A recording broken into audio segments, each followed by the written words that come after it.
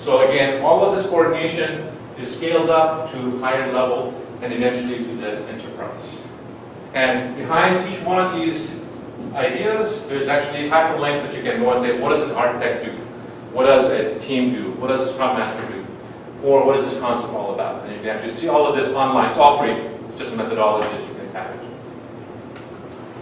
So some of the key success practices that we want to consider, extreme programming practices tends out to be a common thread across many Agile methodologies. Some of those practices are useful to many different approaches, all Agile methods. Skill sets, you want to go for T-shaped skills. I'll describe what that is. Team structures that are long-lived and high-performance teams. Changing reward mechanisms so people are incentivized to stay with their team and grow. And in essence, produce and be self-empowered team to deliver value. And finally, coaching and mentoring is needed to make it all happen. Starting with extreme programming. At the highest level, it's about shared understanding and fine-grained feedback that is part of this process, including pairing of programmers, and the collective ownership for the code that is being built. Whole team being involved in the planning and execution, simple designs, architecture, and user experience, building quality in through test-driven development, and sustainable pace. These methodologies are a core part of SAFe as well. XP and Scrum are the core foundation for how SAFe actually advocates adoption of Agile. T-shaped skills mean that you want everybody on the team to have a broad set of skills and can pinch in at any point in time. So if the developer is gone, the tester should be able to develop. If the tester is gone, the analyst should be able to step in and do something. So on and so forth. The idea is that everybody has broad skills and can work on many aspects of the project, but everybody also has deep skill sets. So I'm a very skilled Java developer, right? So I have very deep skills here, so I work on the most difficult challenges as part of the team, but I can also pinch in if I need to for testing or for Scrum Master if I need to. That's the basic idea of a T-shaped skill sets, basically. All right, so what kind of resources do you need for this kind of implementation? So everything from coaches for LeanAgile, value stream and process mapping experts, release train engineers, Scrum Masters, DevOps engineers, user experience designers and architects, system architects, enterprise architects, security architects, cloud architects, and integration architects. These are the kind of resources, depending on the project, depending on what scale you're working on, that may need to contribute, depending on where you are in the life cycle. And finally, in terms of the digital transformation approach, as you can see, lean management started with the Toyota way in the 80s and 90s. Agile development really started in the early 2000s with the principles and the manifesto. And it's now evolved to the concepts that are best represented by the lean startups.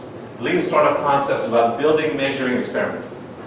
Those ideas, in essence, almost always rely upon the core Agile discipline and the key values. And that's where we're headed. More and more organizations need to be able to adopt and successfully deploy these new methods.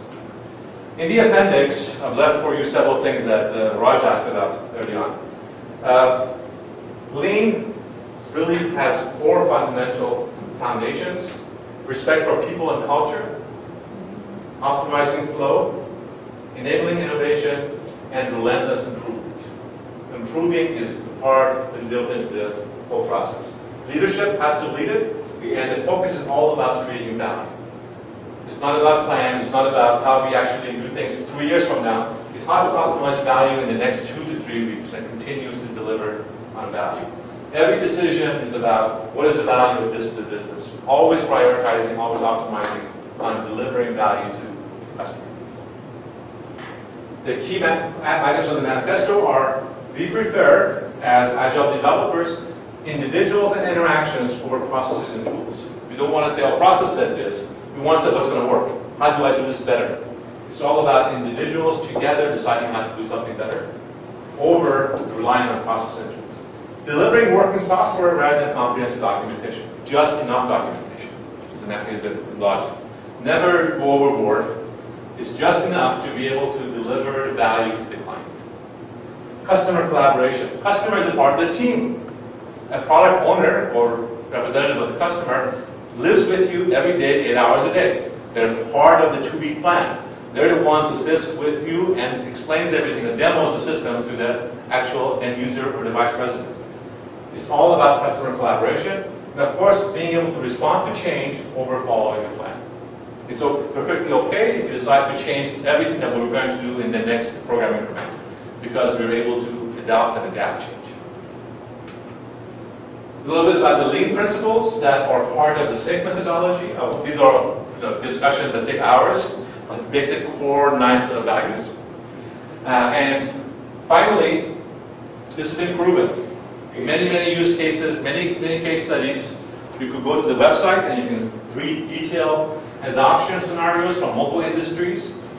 Typical scenarios are 30 to 75% faster time to market, 25 to 75% defect reductions, happier, more motivated employees, and increases in productivity.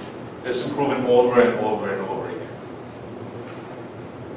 A couple more slides comparing Agile to Waterfall in terms of commitment and delivery, decision and adaptability, tracking progress. I won't read them to you, but this is just reference for you so you can see the difference. So if somebody says, why should I, and what's the difference?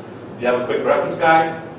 And finally, one of the key concepts I want to leave you with is that incremental delivery is always going to give you some value a lot earlier in time.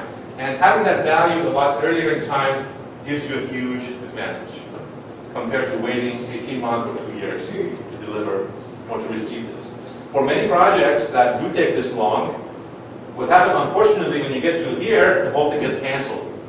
Business changed, drivers changed, competition changed, something changed, and I got to cancel you. Well, with this kind of Agile methodologies, you actually build something that you can take advantage of. With this approach, the whole thing is thrown away. Nothing's been delivered. That's the key difference. Waterfall, SAFe, less Spotify Nexus, other examples that Raj asked for, and hybrid methodologies.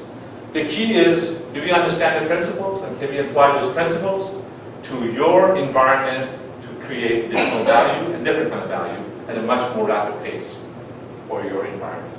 That's the key. Lots of challenges that go along with this. It is very much different than the traditional methods. It is not about top-down, it's more about bottoms-up. It's more about empowerment, it's more about self-realization. And that's a huge change for many organizations. So even though companies say, I've adopted Agile and I want to become this or that, they really don't understand it until the top-level managers understand how to enable and stop asking with that PERT chart and budget and all the things that they typically see from the old projects. They try to replicate and duplicate for Agile. It doesn't work. These are fundamentally different approaches. So management and leadership has to understand the difference and support the kind of change that's needed. That's a little bit about what we do at Agile and IT, and that's it. So I know that we went over a little bit here. Questions that we should touch on? What topic was interesting to you from what you heard? Oh gosh, everything. Because being a practicing and I'm coaching in Agile, the more you talked about your life experience and you had few examples, makes me think on how we can readjust to different settings. Yes. And it is just about having that mindset that Exactly. we go and apply the principles to the actual real life needs. And there is no one set of rules. Of course, when we talk about traditional methods, look, Laurel and Boeing has been sending out the satellites for the past 40 plus years, and they've been doing mostly in traditional waterfall way. So building, building real high rises needs to go to traditional waterfall ways, which is good. It's working. Yeah. But even at the companies like Boeing, they're introducing Agile whenever it is possible, at any single interim processes that they can improve. Good points. It really comes down to understanding the core values and principles and applying it. If you have that in mind, the methodology is secondary, but of course you want to have the tools and the methods guide you, but it's really applying the values and principles, understanding why they're different and how they add value differently than traditional methods, and being able to choose the right method for the right occasion, really distinct. I promised you a little bit of an email response, so if there's anything in here you want to hear from me about, info@agile.it, that'll get to me, they'll route it to me. And of course, when you download this, you have this. My phone number is on there as well, but I'm less available on the phone because I'm traveling and client sessions in a lot of days. But I'm happy to answer a question or a challenge that you run into or a question that you want to talk about. I'm happy to work with you. So with that, this is the formal part of this. So Thank you so much. Thank you.